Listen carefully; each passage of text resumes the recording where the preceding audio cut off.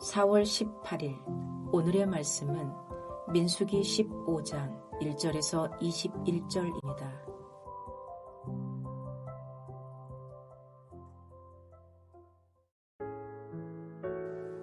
여호와께서 모세에게 말씀하여 이르시되 이스라엘 자손에게 말하여 그들에게 이르라.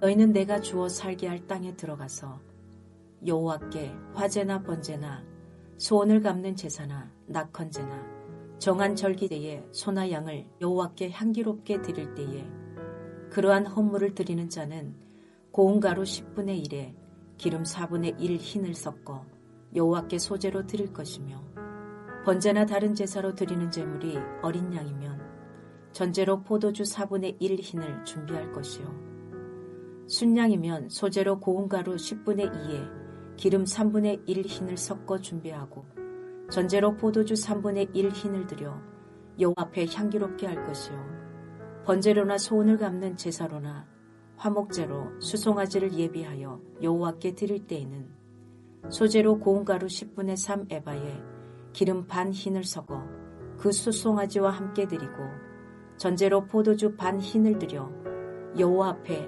향기로운 화제를 삼을지니라. 수송아지나 순양이나 어린 순양이나 어린 염소에는 그 말이 수마다 이와 같이 행하되 너희가 준비하는 수요를 따라 각기 수요에 맞게 하라. 누구든지 본토 소생이 여호와께 향기로운 화제를 드릴 때에는 이 법대로 할 것이요 너희 중에 거류하는 타국인이나 너희 중에 대대로 있는 자나 누구든지 여호와께 향기로운 화제를 드릴 때에는 너희가 하는 대로 그도 그리할 것이라. 회중 곧 너희에게나 거류하는 타국인에게나 같은 율례이니 너희의 대대로 영원한 율례라. 너희가 어떠한 대로 타국인도 여호와 앞에 그러하리라. 너희에게나 너희 중에 거류하는 타국인에게나 같은 법도 같은 규례이니라. 여호와께서 모세에게 말씀하여 이르시되 이스라엘 자손에게 말하여 이르라. 너희는 내가 인도하는 땅에 들어가거든 그 땅의 양식을 먹을 때에 여호와께 거제를 드리되 너희의 처음 익은 곡식 가루떡을 거제로 타작마당의 거제같이 들어드리라. 너희의 처음 익은 곡식 가루떡을 대대에 여호와께 거제로 드릴지니라. 민수기 15장 1절에서 20절 말씀을 함께 묵상하겠습니다. 오늘 15장 내용을 읽다 보면 본문의 앞 이야기와 잘 연결되지 않는 느낌이 듭니다. 오늘 본문의 앞 이야기 11장에서 14장의 이야기는요. 출애굽한 지 둘째 해, 둘째 달, 20날에 구름이 성막에서 떠올라 구름이 이동함으로 이스라엘 백성이 바란 광야로 이동한 내용입니다. 이렇게 가나안 땅으로 들어가는 여정이 시작되면서부터 이스라엘 백성은 바로 악한 말로 원망하고 불평하죠. 또한 모세의 지도력에 순종하지 않으려 합니다.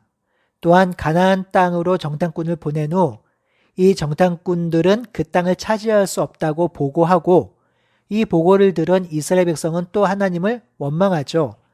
결국 이때 하나님을 원망한 백성들, 인구조사에 들어간 20세 이상의 백성들, 애굽을 경험한 백성들은 모두 죽을 것이라는 심판이 내려졌지요. 여기가 11장에서 14장의 이야기입니다. 그렇다면 15장은 어떤 이야기가 기록되면 좋을까요? 하나님이 다시 싸매어 주는 이야기 또는 이스라엘 백성의 진정한 회개 이런 이야기들을 생각해 볼 수 있을 것 같습니다. 그런데 이런 이야기가 아니라 제사와 율법, 규례가 15장에 기록되어 있습니다. 제가 왜 이렇게 길게 문맥에 관한 이야기를 했냐면요. 이 문맥의 구조가 가지는 아주 중요한 의미가 있기 때문입니다. 11장에서 14장 이전의 내용을 보시면요. 율법이 기록되어 있습니다. 가나안 땅 들어가기 전에 율법을 이렇게 가르쳐 주신 목적은 하나님의 백성, 제사장 나라로 살라고 하는 것이죠. 하나님의 백성으로 산다란 것은 하나님이 주신 율법에 순종하며 사는 것이죠. 그래서 가나안 땅으로 출발하기 전에 율법을 자세히 알려주신 것입니다. 그렇게 해서 출발했잖아요. 그런데 또 범죄한 것입니다. 또 순종하지 못한 것입니다. 그래서 하나님과 이스라엘 백성이 다시 깨질 위험에 노출되었던 것이죠. 하지만 하나님은 이스라엘 백성을 사랑하시며 그들과 관계를 다시 맺기를 원하십니다. 그래서 다시 율법을 말씀하고 있는 것이죠. 15장 1절과 2절을 한번 보세요. 여호와께서 모세에게 말씀하여 이르시되 이스라엘 자손에게 말하여 그들에게 이르라. 너희는 내가 주어 살게 할 땅에 들어가서 이것을 하라고 하시죠. 이는 하나님이 그들과 다시 관계를 맺겠다라는 것입니다. 어떤 학자들은 민수기 15장이 민수기 1장에서 7장에 기록된 율법의 보충 설명이고 11장과 14장 그리고 14장 사이에 삽입된 율법이라고 보는데요. 저는 그렇게 보지 않습니다. 15장은 원망과 불순종 그리고 하나님을 거부한 이스라엘 백성들을 향해서 다시 손을 내미시는 하나님의 사랑을 드러내기 위해서 기록된 장이라고 봅니다. 그래서 15장이 문맥에서 가지는 중요한 의미가 있는 것이고요. 그런 관점에서 볼 때 2절은 두 가지가 아주 중요합니다. 첫 번째는 하나님이 내게 주어 살게 할 땅이라고 하신 것이죠. 하나님은 지금 이스라엘 백성이 범죄했음에도 불구하고 다시 그 땅을 선물로 줄 것이라고 하십니다. 그들의 완악함에도 불구하고 그들이 하나님을 등지고 하나님을 거부했음에도 불구하고 하나님은 그들과 맺은 언약, 약속을 신실하게 지키고 계시지요. 이것이 하나님의 사랑이고 하나님의 은혜입니다. 하나님은 자신이 하신 약속을 신실하게 지키고 성취하는 분입니다. 그러니 우리의 구원이 유효한 것이죠. 우리도 하나님을 등지기도 하고 하나님을 멀리하기도 하며 내 마음대로 살기도 합니다.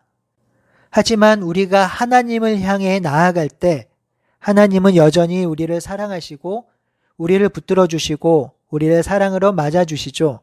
이것이 하나님의 무궁한 사랑입니다. 이스라엘 백성이 하나님을 원망하고 차라리 애굽으로 돌아가는 것이 낫고 차라리 애굽에서 나오지 않은 것이 더 낫다고 하나님을 거부하였지만 하나님은 내가 주어 살게 할 땅으로 그들을 들이면서 그 땅을 선물로 주겠다고 하시는 것입니다. 두 번째로 2절이 중요한 것은 그 땅에서 지켜야 할 율법을 다시 말씀하고 있다는 것이죠.